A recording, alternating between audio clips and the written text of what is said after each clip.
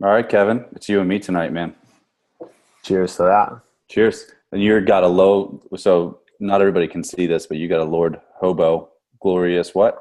Glorious. It's a pale ale. It's just called Glorious. And I Yeah. have the Otter Creek Couch Surfer, which is an oatmeal stout. So it's that time of year. Fall is my favorite time of year for beers because things start getting dark and heavy. You know what I mean? You got a beard. You have dark and heavy beer. It's like the perfect. You could throw some flannel on. That's what I'm It'd be saying. perfect. I Yeah. actually, dude, I actually just got a new flannel from LLB in the mail. It's So perfect. I'm not upset about it. No, not at all.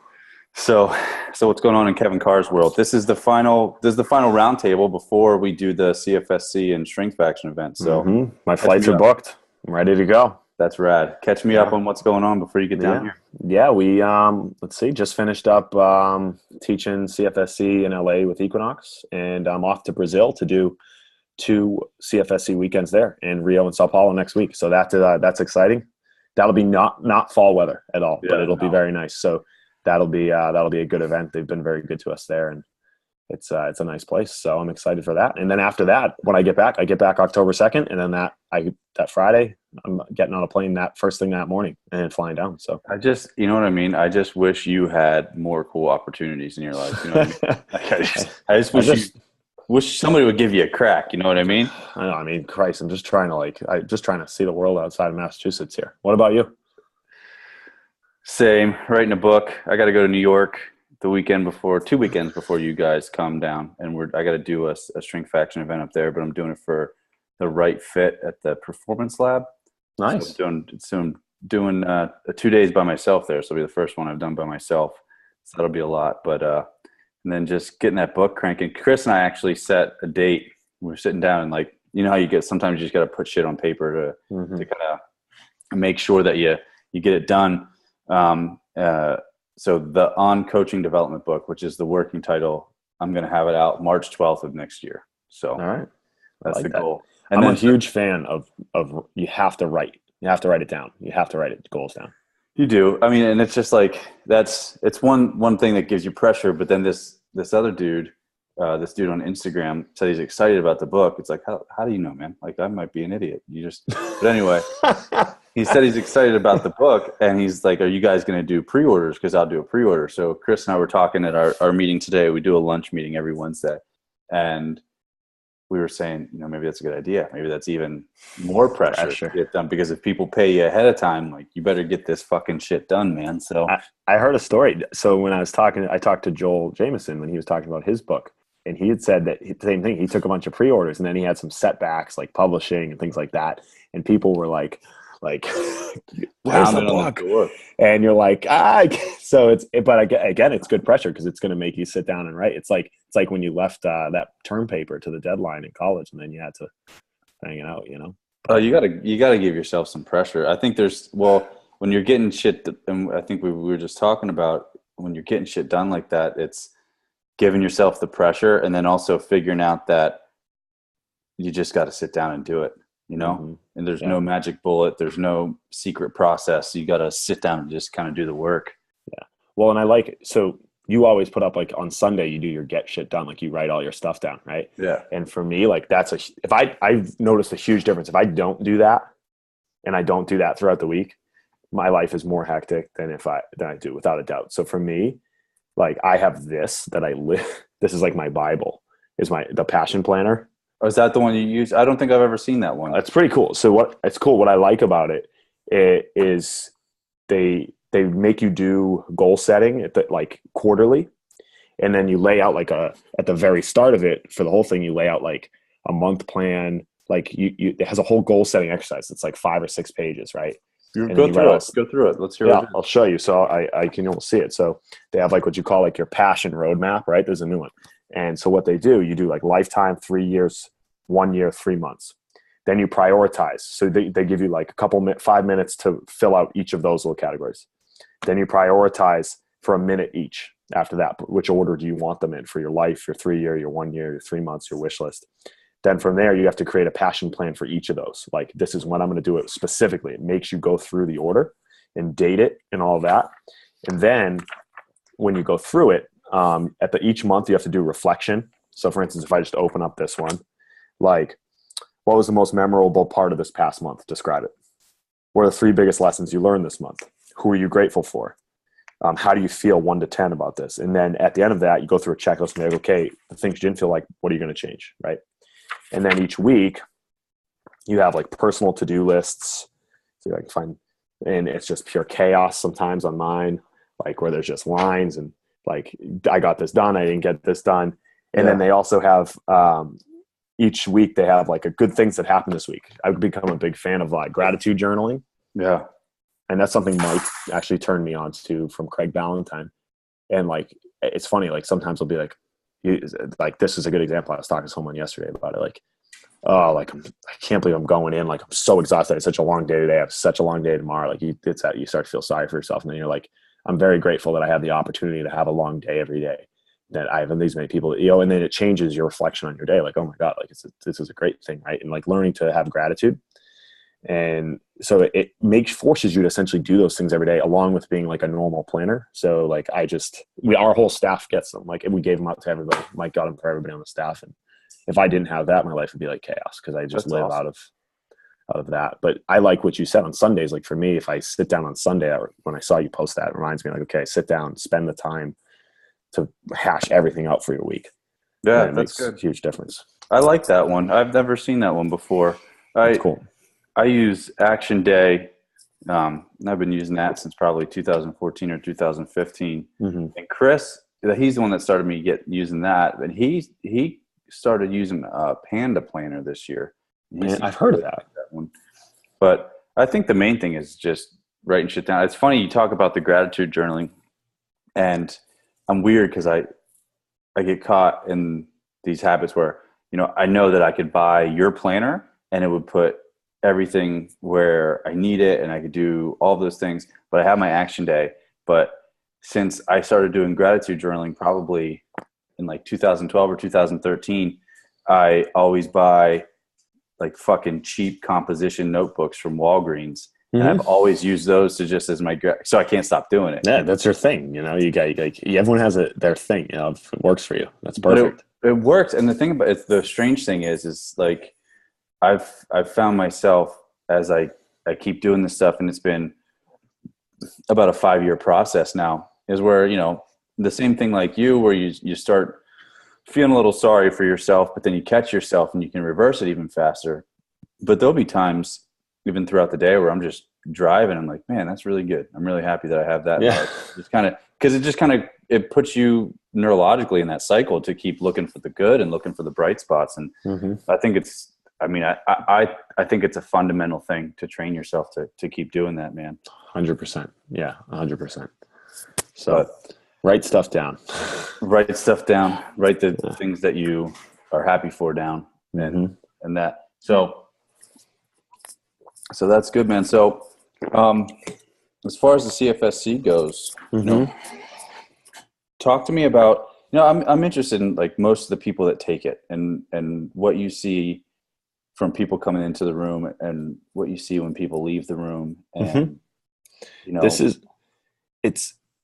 the thing. It's funny because when I first started teaching it, I thought, okay, this is going to be too basic, because we teach like the basic progression regression model, the system for, you know, everything from how we progress and regress and fit different populations into foam rolling all the way through strength training. So like kind of like CFSC level 1's like focused on personal training and mostly general pop, even though all that stuff applies to, you know, any athlete that comes in. And I used to think, okay, this is going to be too simple. But what I realized, what we really, really teach more than anything in that course is building a system that's repeatable. And that's what Mike is very strong at. And that's kind of what he's instilled in us. And that's how we can deal with volume. And that's how we can make consistency, is that I even tell people to start like, listen, I'm going to teach you what we do day in and day out for a system in MBSC, how we teach our interns, how we teach our coaches. But you might think some pieces of my system don't fit you. Like, hey, I don't like this exercise, I like this exercise. And I was like, I don't care. Like, that's fine, because you don't work at MBSC. You're not me, and you don't work with my population. But what I think the glaring hole in a lot of coaches' programs is like they just spitball it, right? And they can't tell you definitively, like, this is why I do this. This is where I go after this. This is where I go after this. In building a system, even if it's just you, if it's coach, like you're just a team of one versus a team of like, here we have 30, do you have a system so that like, I almost think about the book E-Myth, like about building a system or traction, the same idea about building like a system. And that's really what we try to teach. So then you have people who come in at the start of the day, and you have people who are kind of all over the spectrum. Like some people who are very beginners, or they might be like group exercise people, or they might be personal trainers or strength coaches. And the whole thing we want to get across is like, okay, understand your why for each coaching decision you make, and where does that fit in the coaching, in the progression system, and getting them to think on a systemic matter so they can all make decisions consistently and they know why they're doing it, as opposed to like, hey, I like this exercise. Because there's so much of that in our industry that I think throws people off one way or the other. So I think that's the big thing people get out of it. And I'm excited. That's why I get excited to do it, because I think we can help a lot of people kind of on all levels, right? Because there's a lot of people on all levels that could use that, I think, in their coaching education. See, what I like, I like the systems and I like the why. And I think for a lot of reasons, because obviously it makes decision-making easier, especially when you have that and you have knowledge. Okay, here, I go here, I go here, I go here. And it all kind of makes sense and fits together. But I think another thing that systems do for people that is probably an underrated reason to have them is it gives you a chance to critically evaluate rather than, so if you want to make a change, right, you can sit there and it's much easier to evaluate something as it sits as part of a structure. Like it did this because this was the intended outcome and this is why I did it. So you look at it and say, does the why still fit, rather than some amorphous thing where you're just throwing exercises together based on a blank template that you pulled up, or, some kind of, like you said, you just like the exercise or whatever it is. Like you should deadlift and eat bacon, like everybody says, you know what I mean?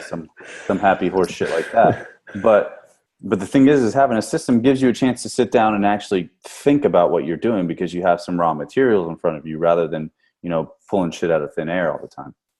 Yeah, no, I completely agree. Like I think having that allows you, like you said, to judge yourself, judge your materials, judge your choices and coaching, and going from there. And I think that will mesh well with the talks that you guys are giving. You talk about programming, things like that. I think very much on the same page with the presentations you guys are doing Saturday.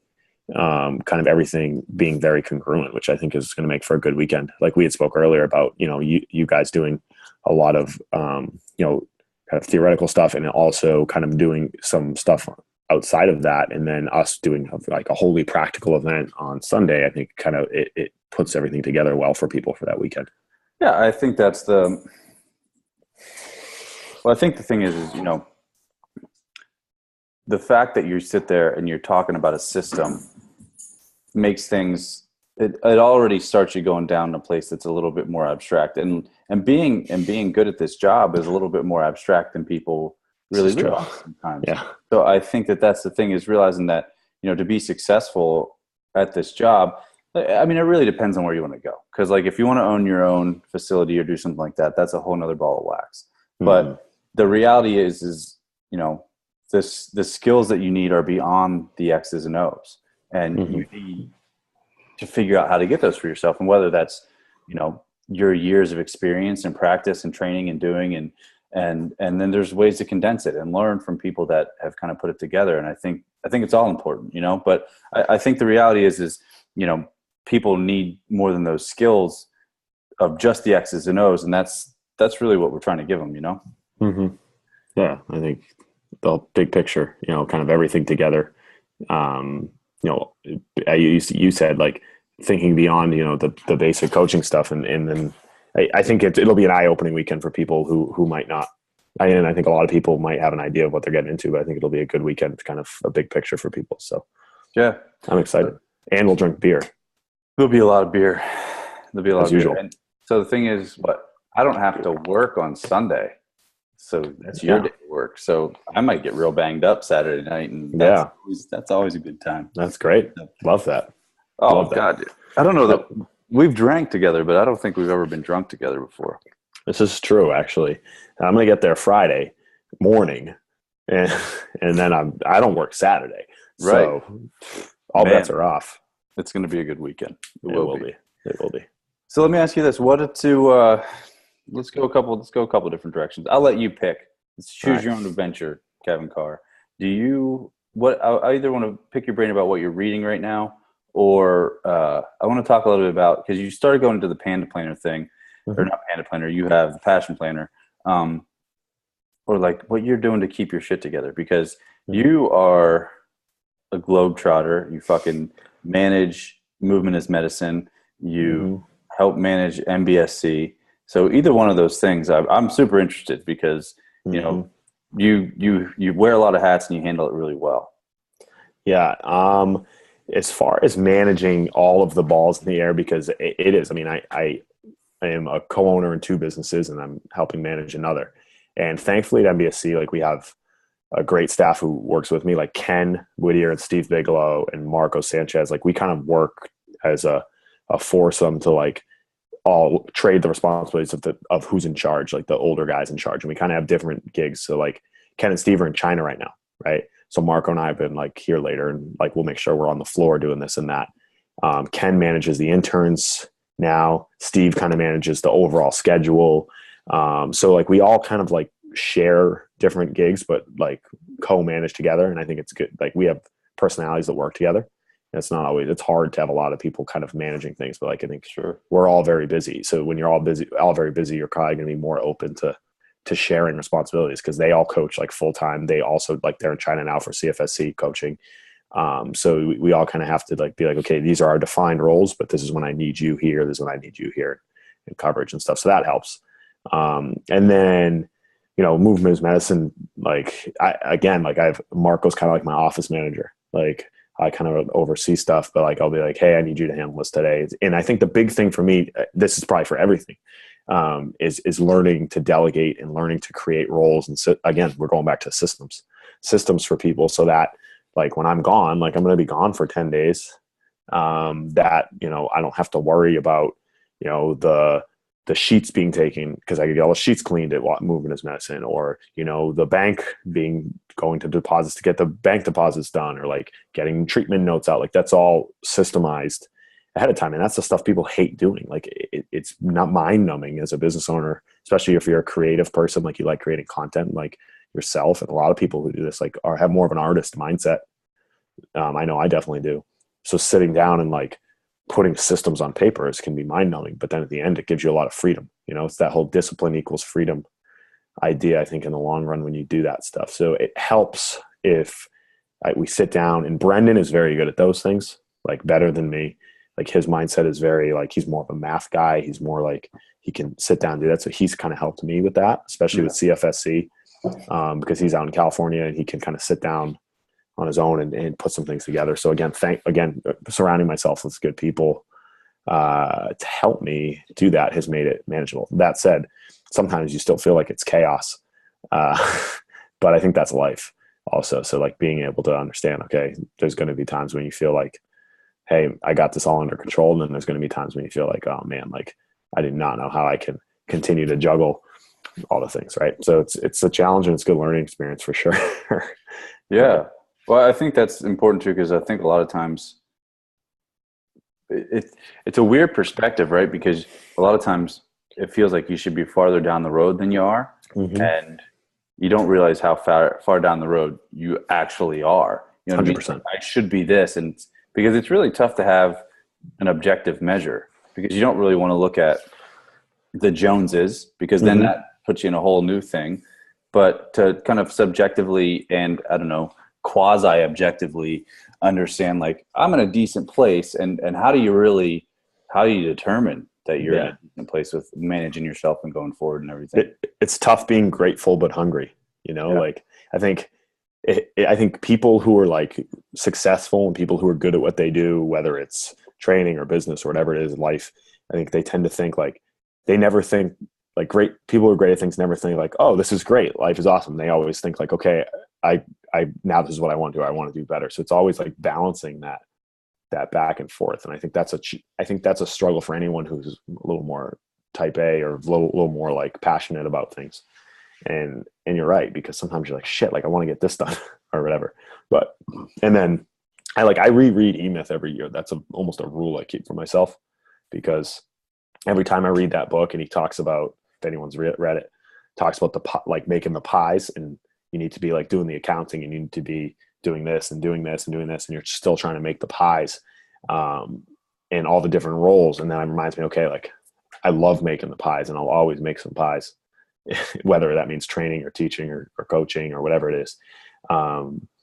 But then creating systems to free me up to do that, or, you know, being able to commit myself to doing other things to develop the businesses. So it's always a good reminder, like, okay, you know, because I think a lot of us are artists and technicians at heart. So you want to like go to what you're naturally good at and what you're naturally drawn to, but to be successful, you kind of have to go and do some of the things that you don't always want to do until you can create a system and have someone else do it. You know? How do you feel like you judge that you're in the right place at the right time with that stuff?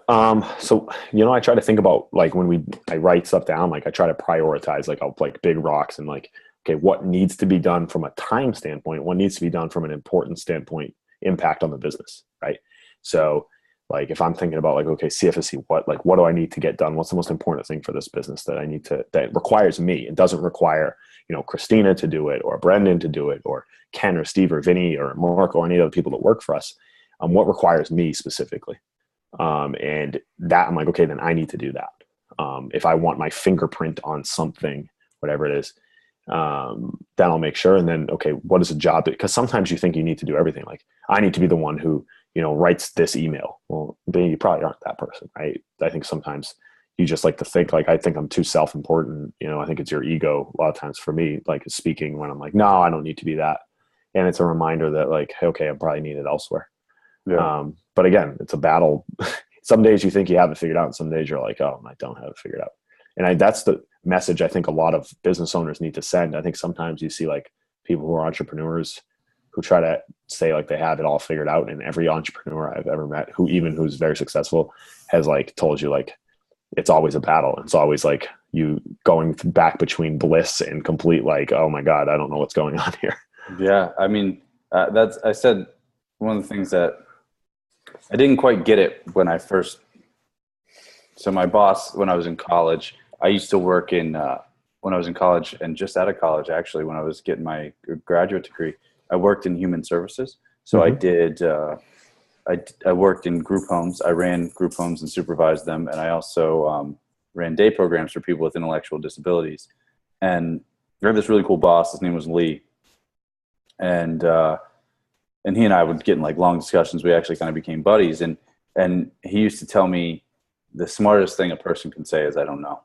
Mm-hmm. And it didn't really strike me as like when you're a 20-year-old kid, 21, like it doesn't hit you. You're like, I kind of felt like I got it. And I was like, oh, I see what he's saying. But in reality, until you have some life experience and you actually go try to do something and you get some knowledge for yourself, and then you start to realize you don't know anything, that's when that thing starts to hit you. You know what I mean? Yeah. So that's why it's interesting to see all the ads on social media and stuff like, here's my proven system for this. And I figured all this out. It's like, motherfucker, you don't know shit. Neither do I. You know Next week, you're going to say, that this doesn't like this changed, right? It's funny. Totally. We were in a meeting we just got new interns last week for the fall. And we were in a meeting, and Mike always says to them, especially early on, I never want, when I come up to the floor and say, okay, hey, why are you doing that? As if they're acting outside of the system, right? I never want to hear the words I thought, right? Only act on what you know, and then ask, hey, I don't know, what should I do? And then Marco turned to me and said, the hardest words and the smartest words are always, I don't know.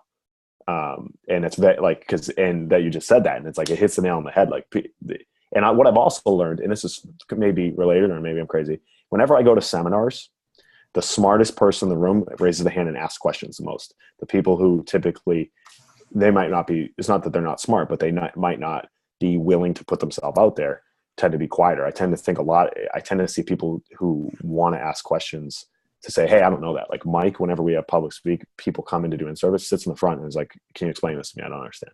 And then for me, I'm like, okay, why didn't I ask that question? Because sometimes I'm like, I didn't ask a question there. And it's funny. Yeah. Well, I think there's a certain level of being comfortable that definitely plays into that, but it's also once you get to a certain place and you're smart enough, you know how to ask the right question. And sometimes you just don't know how to ask the right question because maybe you don't have the experience, or maybe you don't have the education yet, and you just don't have the context to know that. That's another thing that Bill Hartman says. I'm going to butcher this, and I think I just said this on another podcast yesterday or the other day. I did one with Coach Fury.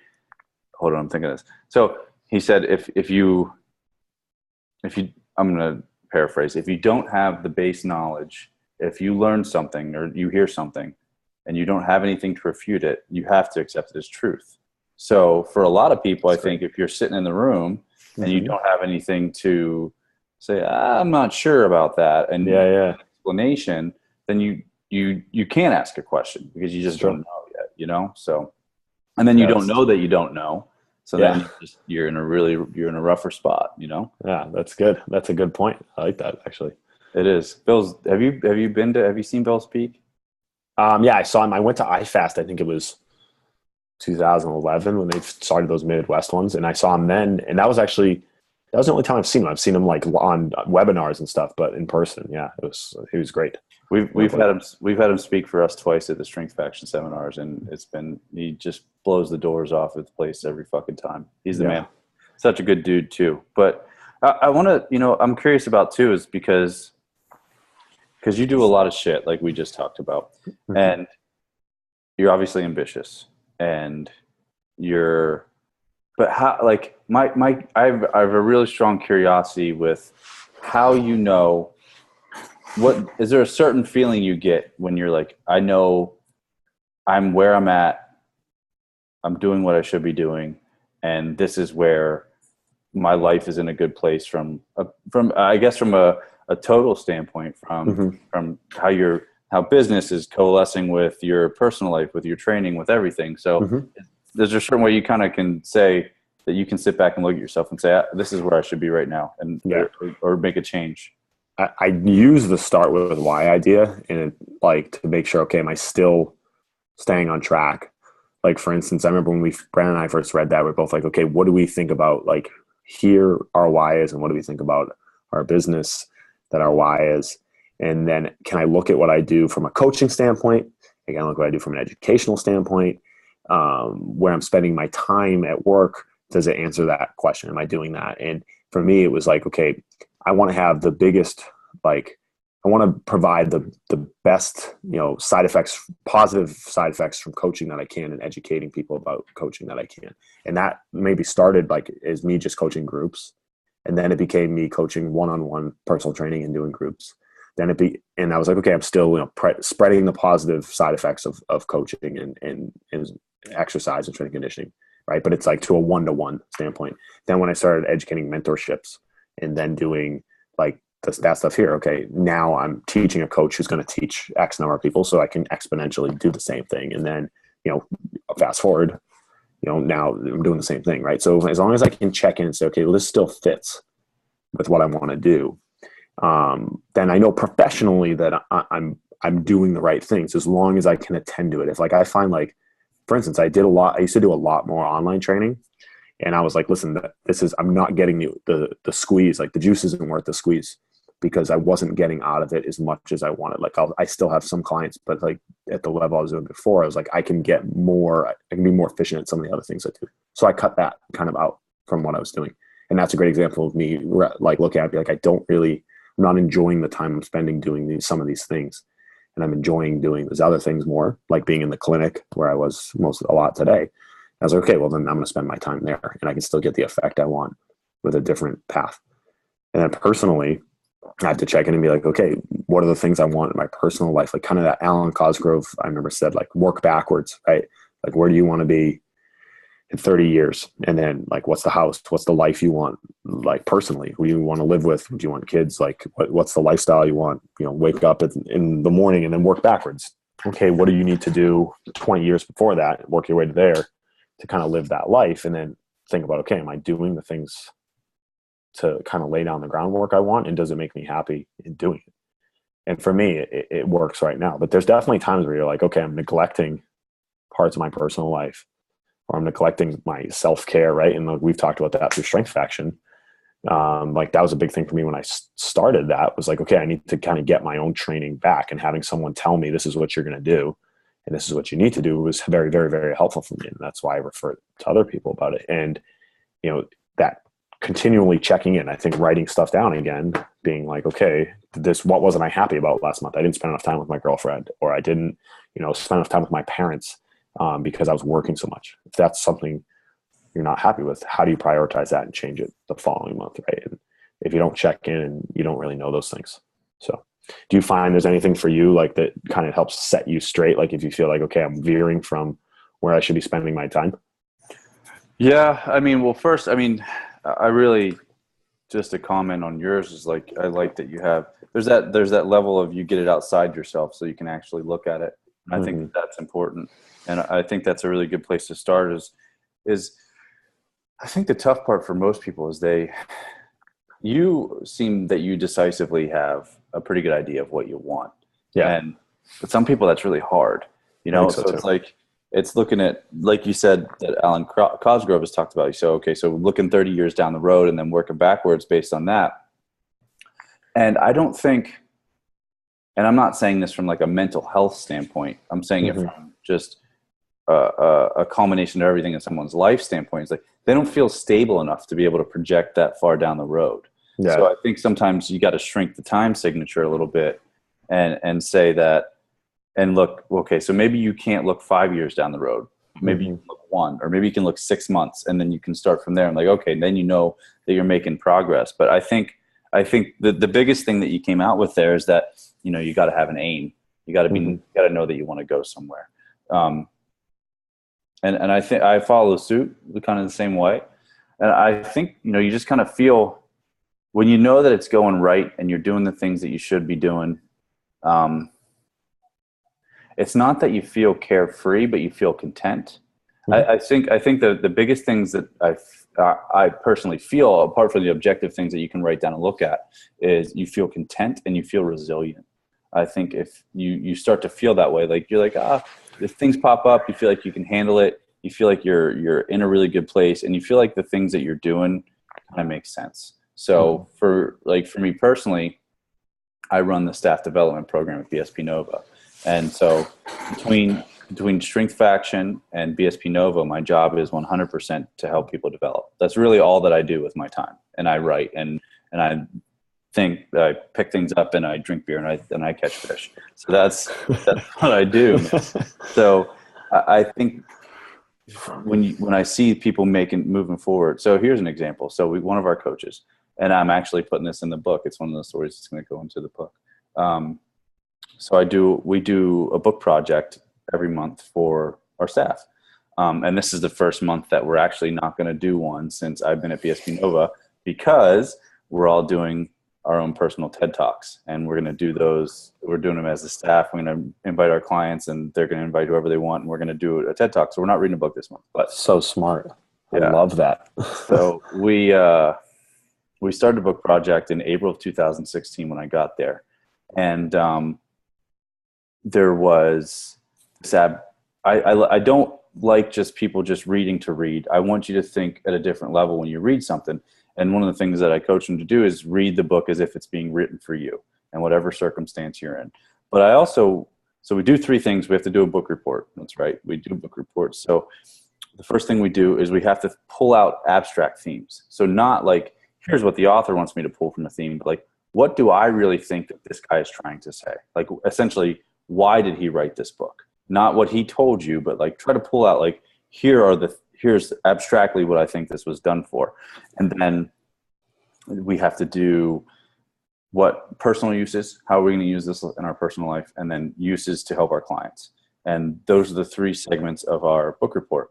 And our one coach for months just did not understand the abstract part. And he just kept doing it. He kept coaching him up on how to do it. And here's how to think about this. And he kept doing it. And finally, like April of this year, so about a year, he fucking just hit a home run. And he nailed it. And it was exactly what we were looking for the whole time. And I just remember feeling like, oh my God, like everything that I've done for the past year makes sense. Yeah. it all makes sense, you know? And you get to that place and it could be one little event like that, but it could be just looking around and like, you know, it just, I think the feeling of contentment and resilience are it. And you kind of can look at all the parts of your life and see how they kind of aggregate or amalgamate together. And you can feel it. I think it's your brain, you know, just that's that adaptation to saying that you're putting yourself in the right environment. And I think I think you can't ignore that, because I think it's easy to ignore that because people say, you know, because we're, you know, and I know this is the cliche argument, but we're inundated with a lot of information from social media and from television and whatever else you do, to say like, well, this is what's going on and this is how you should feel. But if you can sit back and look at like, I actually feel content and resilient based on these things, I think that sends you a long way too. That's a good story. I like that. Yeah. It's pretty cool, man. I almost like, I fucking started tearing up. I was like, oh my God. Yes. You got it. Yes. Yes. Which is That's like awesome. It could be 9/10 of the problem is maybe I didn't do a good enough job preparing him to be able to handle it. But nonetheless, it was pretty awesome. So I think that's good, man. I think that's awesome. But I think that's a good structure. I think you're right. You got to kind of figure out, a lot of people talk about this, but I don't think people really come at that why question as well as they could, you know, because I don't think you can sit down. I think maybe for some people you can sit down and say, I know exactly why I'm doing everything that I'm doing. And you could come at it as very straightforward. But I think a lot of times you kind of almost got to come at that sideways at abstraction, and you got to get moving. And then when you look around and see what makes sense after you started moving, you can start to figure out your why a little bit better, you know, because I know that there's some of those techniques like the 5, 6, 7, and you just kind of hammer people with questions before they can think. And I don't think that works. I think sometimes you need some work before you have inspiration. I think people always think it goes the other way around. Yeah. And I think that's it. And it gives you context, and you start to see, because it gets you. So sometimes we get a little bit too pre-funnel, right? And we analyze and sometimes you just got to move, and that movement in whatever direction and however you do it gives you gives the real stuff the chance to kind of pop forward in your brain. Yeah. Like, well, I mean, when I started working, I was like 20. I didn't know. Like, I didn't have any idea like what my why was. I just knew I was like a meathead, and I was like, this place is freaking cool. There's people who are strong. I get to lift weights, get to teach people. And that's why a lot of people start, right? But then all of a sudden I'm like, okay, there's a bigger thing here, like you said, and there was work that went before the inspiration. Now all of a sudden I'm like, I found it. So yeah, I think everybody that's never good. I wish it was like, you know, like Wayne's World too. Crazy naked Indian like comes to me in a dream, and I like can tell me like why I want to do this for a living, but that doesn't work like that. No, that's not it, man. And that's the thing, is like getting people out of that mindset, or even asking questions adjacently. Yep. So, I mean, getting yourself to, rather than sitting there and trying to hammer yourself with a question. So one of the things that I do in my On Coaching Development presentation is to get people to think about their philosophy, right? And why they're doing what they're doing. And ours is simple. Chris and I have always said, well, haven't always, but once we got some momentum and we kind of figured out what the fuck was going on, both of our companies are human development companies that just happen to work in fitness. That's what we do. And I don't think that's very different from anybody else that does this job well, but it's just how we state everything. So that's our philosophy. But it took us some adjacent thought to figure out, and it took a few things. It's like, you look at what you admire about yourself or someone else, and look at what you don't admire, and how do you kind of find the balance, and what takes you towards that you admire is kind of your philosophy. And then you just figure out how to embody that and act on it every day. And I think that's really what can give you that answer, rather than just sitting there trying to pound yourself in the face with the question why, you know? Oh, that's great. I think the more you remind yourself, like you said, of like, hey, we're a human development company that happens to work in fitness. You continue to say that to yourself. And I truly believe like that defines every day what you do. Like you said, if you continue to remind yourself of like, okay, this is what we do. This is why we do it. That's why things like mission statements or belief like statements, things like that are so important for a business, especially because then you're like, okay, this brings you back. Yeah. When they really mean something, because we do a lot of things that a lot of other, business coaches and shit wouldn't tell you to do. Like Chris spent Chris spent 2 hours in a consultation with a lady today. Yeah. Yeah. But the whole story needed to come out. And she was trusting us with a significant part of her life and a significant part of her pocketbook. Mm-hmm. So, and that's the thing from a human level. It's like, of course we're going to sit there for 2 hours, and it didn't cost her any money. So, I mean, she signed up for training and everything, but it wasn't like, hey, this is going to be this, and then we're going to hammer you with these questions. And it's like, hey, no, let's talk. Is this really the right place for you to be? And let's find out about you, and go from there. And even from things with kind of the way that we deal with our employees. And it's just like, there's a lot of times when you could say, let's turn this into, what's the least common denominator just to make sure that this works and all that kind of stuff. But, I just don't think there's longevity in that. And I think honestly, when you look at it that way, a lot of people think they are, but they don't really go about playing the long game the right way. And I think that's what it is. It's just figuring out how you're going to play the long game and keep chopping wood, and realize that, like you said earlier, especially when you're a business owner, there are some pretty serious peaks and valleys. And it's there are the physical ones that you can monitor, like financially. And then there are also the more esoteric ones, like what's going on in your fucking head. Yeah.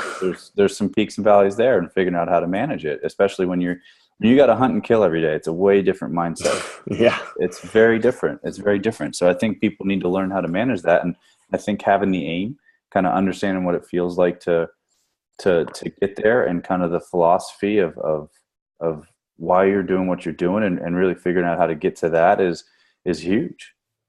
You got to hunt and kill every day. It's a whole different mindset. I like that one a lot.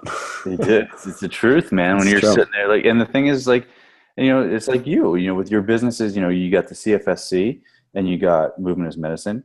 And if you go out and do what Kevin Carr has to do every day, people eat. What I mean? It's 100% true. It's a scary feeling, and it's a rewarding feeling at the same time. So that's a lot to manage, and you really got to, I think while the course of this conversation has given some people some good ideas of kind of how to go about that, from two guys that aren't all that old yet, but have, kind of done something. So yeah, I love that. That was good. That was a good, I like that. I'm glad. So, all right, well, we should probably wrap this up. I know you've had a long day, so have I. So, CFSC, we're October 7th and 8th at BSP Nova in Dulles. If people want to come, how are they going to register for the CFSC? CertifiedFSC.com. Hop on there, register. If you have any questions, you email me, coachkevincarr@gmail.com. That's my personal email.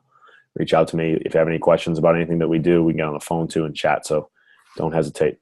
Awesome. And like we said before, I'll throw some links in the description of this podcast.